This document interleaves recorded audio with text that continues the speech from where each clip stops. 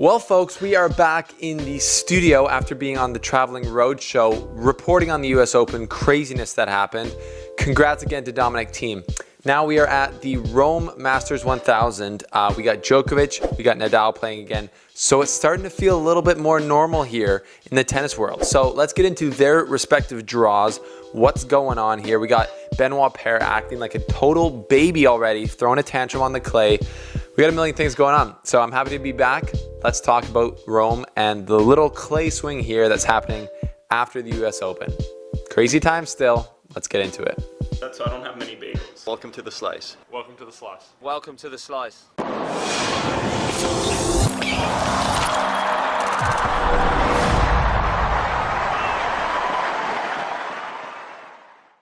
Well, thanks for being with us, folks. Thank you for being with us. Got the little studio, I think, looking kind of fresh today. You got some new flowers. Always love those. And shout out to Bruno Suarez, who wore this Uomo shirt, or pretty similar one, same color, as he won the US Open doubles tournament. So Team Uomo is Grand Slam champions at this point, which is awesome. We got the Rome tournament happening, but first of all, congrats again to Domi Thiem. The last video I made was kind of like an instant reaction, so I just had more time to think about it, watch his post-match stuff, all the different players' reactions, and I'm just really happy to see Domi Thiem get over the hump. I think back in February, I wrote an article saying, "Is Thiem's time up? Is he running out of time to win a Grand Slam after losing to Djokovic when he seemed like he had that one?" And it's just so good to see him pull this one out here, because at the beginning of the match, and honestly until like 10 points to go, he could have lost it at any point. So it's got to feel amazing for him, because he's worked so hard for this. Like 2 years ago when I was in Miami, or I guess that was like a year and a half ago, I just saw him practicing so hard, like off the court with his coach after he'd just beaten Federer in the final to win his first hard court slam. The work he's put in to make himself a really good hard court player is just phenomenal. I think Nicolas Massu, his coach, deserves all the credit. Just keeping him positive during matches. I love to see their dynamic. Definitely one of the most exciting players and teams in the game right now. But he's not going to be here at Rome because the schedule is like overlap. So I can't really see how that's fair, and so I guess he's going to show up. Maybe he'll play Metz or Hamburg to warm up for the French Open, but we'll see. But Novak Djokovic is back here trying to redeem himself after the US Open craziness. I think a lot of the people in the tennis world forgive him. No one was like, this guy's a malicious, crazy person for doing this, but it's just like, everyone kind of sees that as like an unfortunate event. Like, he obviously accidentally hit that lady. I mean, you can't accidentally hit a lady if you don't hit balls around, but I mean, most of us do it, as I've said. So I'm excited to see Djokovic back playing again. I'm really excited to see Nadal back playing again on the clay, wearing the white, just looking sexy. He's doing his thing. I think it's going to be a really exciting tournament to watch these guys back in action. And it's going to be weird, though, without any huge crowds, the Italian fans bringing them on. So Djokovic, he's got a slightly interesting draw. He could play Krajinovic in the third round, which Krajinovic, if you've been following tennis at all, has been playing like an animal. He's so good. Hasn't really had that good of results, actually, but he's played some really spectacular tennis. And then Djokovic could play Wawrinka, the challenger. Wawrinka stepped back. He didn't come to play Cincinnati or the US Open, and he won a challenger just to get his level back up. Really shows the difference in level when a guy like that steps down there. No disrespect to the challenger people, but Stan Wawrinka, he's one of the all-time greats. So Djokovic could play Wawrinka in the quarterfinals. We'd all love to see that, obviously. I would love to see that match go down. A little rematch from I guess that's the French Open 2015 or 16, I forget. And that Wawrinka won. So that could be crazy. And then Nadal's corner, he's got actually a pretty tough little draw, because Nadal sometimes takes a little bit of while to get into the clay swing to really produce his best tennis. But this go around in Corona times, he doesn't have a big run up to the French Open. So he has this tournament, and that's probably the only one he'll play before the French Open. So he could play Carreno Busta, I'm still trying to fit this thought in my head, the Grand Slam semifinalist in the US Open.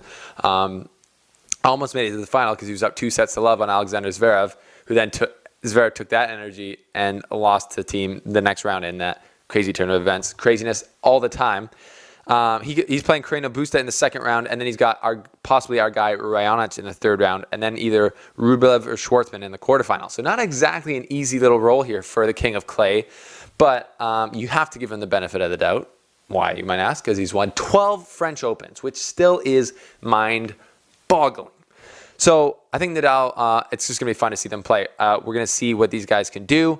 I'm excited. I'm expecting good things for Nadal because he's had all the time in the world to prepare on the clay. He's probably been playing a lot, and he might honestly just come in here and roll everyone. So we've seen that enough times to have to expect that at least a little bit. So what else has been happening at Rome? So far, I watched one match, and it was Benoit Paire versus the young Ghana, #1 player on my future top 10 players, Yannick Sinner. They had a match, and Benoit Paire just acting like an absolute idiot. Like, just craziness going on there. He, like, at one point, he just hated a call so much that he just literally faked an injury. He's like, I'm injured now. I'm injured now. I'm injured. I'm not playing. And then the umpire was pretty gangster. He basically said, get out there. And then he, like, threw his bottle in the middle of the court. Anyways, the whole full clip is on our Instagram, @theslicetennis. Go follow us there. But it's just cool to be back on the clay. And it seems, I think they're even going to have some fans at the French Open. So I think that's awesome. I think, yeah, I just can't wait to tennis get back more normal. Can't wait till Federer comes back next year. But in the meantime, at least we have 2 of the big 3 back in tennis. So we're going to see that at the French Open, unless Djokovic hits any other ball kids or umpires with his ball. But I seriously doubt that's going to happen. He's probably learned from his mistake. And Djokovic and Nadal are both going to be there, and it's going to be fun. I can't wait. And then Thiem's going to be there. So you got to think, like, Thiem's easily the 3rd best player in the world right now. You could even say he's like the 2nd best player out of how consistent he's been over the last year and a half. I think him and Djokovic are the top. Djokovic is the top guy, and then him probably. I don't know. He Australian Open final, wins U.S. Open, French Open final last year, World Tour final at the end of last year too. Dominic Thiem's the man. He's a stud. He's an absolute stud muffin.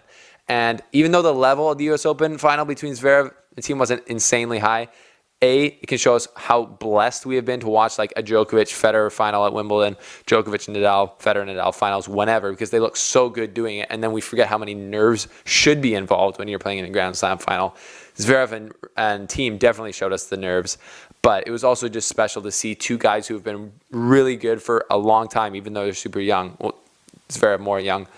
Them to kind of come of age and play in a Grand Slam final and duke it out. And I'm sure if they play again in another Grand Slam final, we'll see a bit higher level. But it was still amazing to watch. Like, who are these people who aren't professional tennis players saying, oh, the level wasn't that high? It's like, away from me.